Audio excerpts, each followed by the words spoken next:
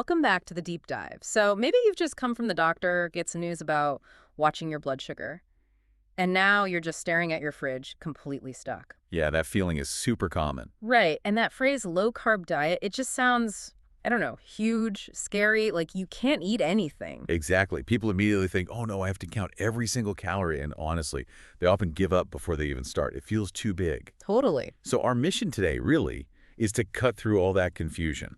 We've looked at the source material, pulled out the core ideas, and importantly, we've got a practical, genuinely easy to follow 1-week example meal plan. Okay, actionable stuff. Love it. Yeah, the goal is to show you, the listener, that managing blood sugar, even if you're just starting out, is actually achievable. It doesn't have to be overwhelming. And you know, one thing that jumped out at me right away was this idea, it's not really about deprivation, is it? It feels Yeah. more like smart swaps, strategic substitution. That's perfectly put.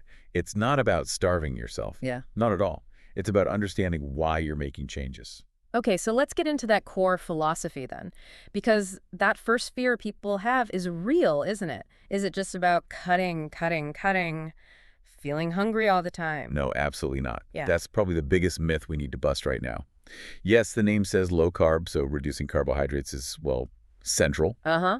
But, and this is crucial, it is absolutely not about starvation or just skipping meals. If you feel constantly starved, let's be honest, you won't stick with it. The plan fails. Makes sense. So why carbs specifically? Why are they the main target, not, say, fats or proteins? Good question. It comes down to physiology. Carbohydrates break down into glucose, and they're the main thing that causes those really fast, high spikes in blood sugar after you eat. Oh, So if your main goal is to manage those spikes, well, it makes sense to reduce the primary cause, right? That's kind of principle one. Carbs are the main lever we pull. okay, science checks out. Yeah. But then, if I cut out most of my carbs, which is usually my main energy source, won't I just feel tired and frankly hungry? How do we deal with that? And that leads perfectly into principle two, which is honestly the key to making this work long term. Balanced substitution. Yeah. You're absolutely right. You can't just cut carbs and leave a void. Right. You must replace the calories and the sort of bulk you lose from reducing carbs. And you do that with two main things. Okay, what are they? High protein foods, think meat, fish, eggs, tofu. Protein is vital for feeling full, satiety because it digests more slowly. Mm-hmm, keeps you satisfied longer. Exactly. And secondly, healthy fats like avocado, nuts, olive oil. Your body needs that fat for energy, especially now that it's getting less quick energy from glucose. So it's about finding a balance within that low-carb structure. I see. So it's not just like ditching the rice, it's actually redesigning your plate, changing the proportions of protein, fat, and carbs to keep energy steady. You got it. It's a restructuring. But practically, does this mean I need a food scale for every meal? Weighing my chicken, measuring avocado? Because that sounds daunting for someone just starting out. That's a really fair point, and it's exactly why many plans fail. They feel too complicated. So it's the source material we looked at is smart about this. It intentionally focuses more on what to eat, the specific food choices and swaps. Ah, okay. Less math, more food. Exactly. Less focus on demanding, precise daily calculations of calories or exact protein-fat-carb ratios right at the beginning. Yeah. That just adds stress. We're trying to lower the barrier for beginners. Perfect. That's the kind of practical strategy we need. So let's dive into the actual menu examples. And I noticed our sources used a lot of accessible, tasty, Asian-inspired staples, which I think keeps things interesting. Yes, definitely. Let's start with Monday, day one, sort of setting the tone. For breakfast, how about a rolled omelet? Just eggs, maybe some veggies. Yeah. Simple. With some soy milk and maybe a light cucumber salad. Very focused on protein and vegetables to start the day. Nice. Avoids that morning sugar crash. What about lunch? Lunch is super straightforward. A good chicken breast salad, maybe add half an avocado for those healthy fats. Keeps you full. Easy enough. And dinner? Dinner, we could bring in something like soybean paste soup, doenjangguk, really flavorful. Plus some grilled tofu for more protein, and of course, kimchi. Sounds delicious, honestly. Satisfying. But, okay, here's the big question. Where do the carbs fit in? Or are we just cutting them out completely from day one? Right, this is the really crucial adjustment, especially for beginners. We generally don't recommend going zero carb immediately. It can be a bit of a shock, physically and mentally. Okay, so what's the approach? The suggestion is to start with just half a bowl, like a small half bowl of brown rice, or maybe oats. That's your carb base for the day. Ah, interesting. So not zero, but significantly reduced. Exactly. It lets you gently ease off that high carb dependency. It helps manage cravings, keeps energy a bit more stable as you adapt. It's a transition tool. I get it. It's like a psychological bridge, too. You still get some rice, so it doesn't feel totally restrictive, but the small amount forces the rest of your meal to be those high satiety proteins and fats. Precisely. That half bowl approach can be really key for sticking with it. Hmm. Okay, moving on to Tuesday morning. Keep it quick. Maybe some Greek yogurt with a few nuts. A simple, protein-packed lunch. Lunch, lean into those healthy fats again. Maybe grilled salmon with broccoli sautéed in, say a little butter. Great flavor, good fats. Sounds good. Sustained energy. What about Tuesday dinner? Any smart swaps there? Yes, Tuesday dinner is a great example of strategic substitution. Yeah. Let's say you usually have a hearty beef soup or a vegetable stew, but it often comes with noodles. Yeah, lots of carbs there. So instead you swap that out for something like a simple bean sprout soup, Connie Guk. Bean sprout soup instead of noodles. Why bean sprouts? Are they just low-cal? Well, partly, but it's more about the mechanism. Bean sprouts are mostly water and fiber. Right. They give you that bulk, that satisfying chewiness in the soup.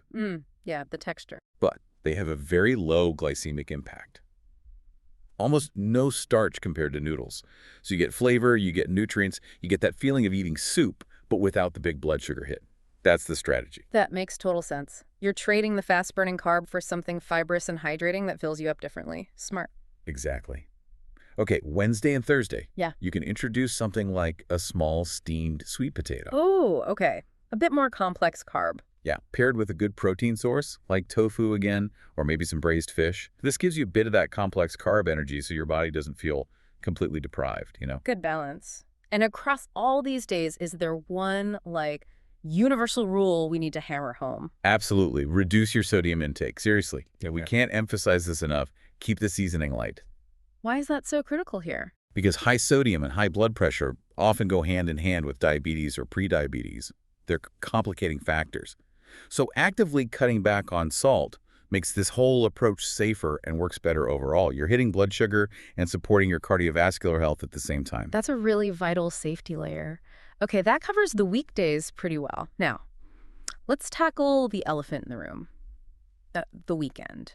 You know, Monday to Thursday, you're in control in your kitchen, but then Friday night arrives. Social plans, celebrations. How does this diet survive the weekend? Right, the weekend challenge. This is where you need to think a bit like a strategist, not just someone following rules blindly. It's about navigating social situations, not becoming a hermit. Okay, give us the strategy for Friday night dinner. Out with friends, maybe. Let's say bulgogi is on the menu, that marinated beef dish. It's delicious. People love it. Wait, bulgogi, but doesn't the marinade usually have quite a bit of sugar? How does that fit? Ah, this is the clever workaround from the source material. You can enjoy the bulgogi, but you make a specific request. Ask them to leave out the high-carb extras, often mixed in especially the onions, which can add up, and critically, the glass noodles. Dang, man. Ah, the noodles. Right. You get the marinated beef, maybe wrapped in fresh lettuce leaves, Saba style. You get the flavor, the protein, the social experience. But you dodge a big load of sugar and starch. That's actually brilliant. You still get to enjoy the meal. Exactly. It's about smart choices, not total avoidance. Okay, what about Saturday morning? Maybe you ate a bit later Friday night. Yeah, happens. Saturday morning is a chance to maybe try a gentle nudge towards intermittent fasting. Nothing extreme, just perhaps a later, lighter breakfast. Maybe just some soy milk and a handful of nuts. Okay. You naturally extend that overnight fasting window a little bit, give your digestion a bit of a rest, consume fewer calories, but without feeling like you're fasting in a hardcore way. Gotcha. A slight adjustment. And how do we finish the week strong? Sunday dinner. Sunday dinner, maybe a nice seafood stew himmeltang, loads of flavor, lots of nutrients. Sounds lovely. The key instruction here is similar to the bulgogi. Make sure any common high-carb additions, like rice cakes, are left out. Focus on the seafood, the broth, the veggies. It's hydrating, packed with goodness, and sets you up well for the week ahead. These swaps make it feel much more doable, less like a rigid diet. Now, beyond the specific meals, the sources mentioned two really essential, everyday habits, foundational things for the act of eating itself. What were those? Yes, two simple but powerful tips. The first one is eating slowly. In Korean, jeonjeonimyoki, just slowing down your pace. Okay. Sounds simple, maybe even a bit basic. How does eating slowly actually affect blood sugar? It might sound basic, but the physiological impact is significant. It works in a couple of ways. First, satiety. It takes your body, what, 15, 20 minutes for satiety hormones to kick in and tell your brain you're full. Right, I've heard that. If you eat really fast, you can easily eat past the point of fullness before that signal even arrives. So slower eating helps you recognize fullness cues better, potentially eating less overall. Okay, prevents overeating. What else? And maybe more importantly for blood sugar, when you eat slowly, the glucose from your food enters your bloodstream more gradually. You get a gentler, lower rise in blood sugar, a smoother curve instead of a sharp, rapid spike that really taxes your system. Wow. Okay, so it's not just mom telling you to slow down. There's real science behind it for glucose management. It's physiological. It absolutely is. And the second foundational habit is just as simple but critical. Sufficient hydration, drinking enough water. The classic advice. Why specifically important here? Well, water's fundamental for everything, right? Ah, But for weight management generally, it helps with fullness. And specifically for blood sugar, staying well hydrated helps your kidneys function properly, including flushing out excess glucose from your system. It's basic, but don't neglect it. these two tips, slow eating, drink water, they really ground the whole plan, make it feel less about complex rules and more about mindful habits. Okay, before we wrap up, we absolutely have to talk about the warnings, because this isn't medical advice, and no single plan fits everyone, especially with something like diabetes. Absolutely. This is probably the single most important point. Personalization is non-negotiable. This one-week plan we've discussed, it is just an example, a No. template. Right. Every single person listening has a unique health history, different underlying conditions, maybe different medications. Your body will react differently, especially to how much you reduced carbohydrates. So bottom line, what's the mandatory first step before anyone tries this? You absolutely must talk to your own doctor. Your endocrinologist, your GP, a registered dietitian specializing in diabetes, whoever manages your care. You need their professional guidance To do what specifically? to help you figure out the right calorie level for you, to make sure this doesn't interfere with any medications you're taking, and crucially, to determine the safe and effective degree of carb reduction for your specific situation and your health goals. Please do not skip this step. That's crystal clear. Personalized medical advice first, always. Ah. And there was also a specific caution about fasting in the source material, wasn't there? Yes, good point. While we mentioned that very light nudge towards extending the fast slightly on Saturday morning, we need to be really clear. The source is strongly cautioned against jumping into aggressive or extreme forms of intermittent fasting without guidance. Like what kind of fasting? Like longer fast, 24 hours, 36 hours, things like that. Doing that without close medical supervision, especially if you're managing blood sugar, can actually be dangerous. It carries risks like severe hypoglycemia, dangerously low blood sugar, other complications.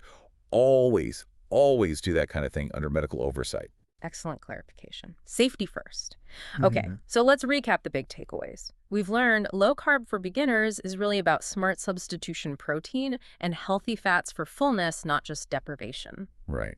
Balance within the framework. We've got some really practical food swaps, especially for navigating weekends. That bulgogi lettuce wrap idea is genius. And the bean sprout soup swap, too, makes it feel sustainable. And we've seen how simple habits, like just eating more slowly, can have a real physiological impact on managing that blood sugar curve. Definitely. Simple but powerful. It feels much less scary now, more like a practical toolkit. Good. That's the goal. Yeah. And maybe, just to leave you with a final thought, linking back to that idea of habits, if we accept that managing blood sugar involves recognizing which foods cause rapid changes in our bodies, Yeah. maybe think about this. What's one non-food daily habit you have? Perhaps how you handle stress, or maybe your sleep patterns, or even just lack of regular movement that might be having a similar, maybe less obvious, but still significant impact on your overall health goals. Ooh, interesting question. Looking beyond the plate. Exactly. It's all connected. Health is rarely just about one thing. Keep exploring that balance. That's a great thought to mull over. Thank you so much for breaking that down for us. My pleasure. And thank you, our listeners, for joining this deep dive. We really hope you feel more equipped now to take those first manageable steps towards a healthier you. We'll catch you next time.